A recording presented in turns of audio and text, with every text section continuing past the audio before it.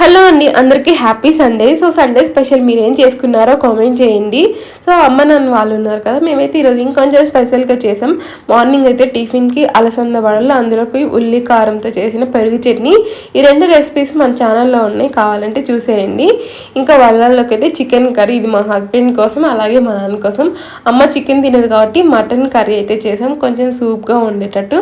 Afternoon లంచ్లోకి అయితే chicken fry చేసాము. First chicken fry అయితే చాలా బాగా వచ్చింది. నేను తినాను, బట్ తిన్నాక చెప్తాను కదా, సో అలా అనమాట. ఇంకా ఈరోజు బిగ్ బాస్ ఫైనల్ కదా, ఎవరు గెలుస్తారు అనుకుంటున్నారో కామెంట్ చేయండి. నిఖిల, లేదంటే గౌతమ, లేదంటే ఇంకా ఎవరైనా గెలుస్తారు అనుకుంటున్నారు. నాకైతే ప్రేరణ గెలిస్తే బాగుంటుంది అనిపిస్తుంది. సో మీరు ఎవరు గెలుస్తారు అనుకుంటున్నారు ఏంటో కామెంట్ చేయండి.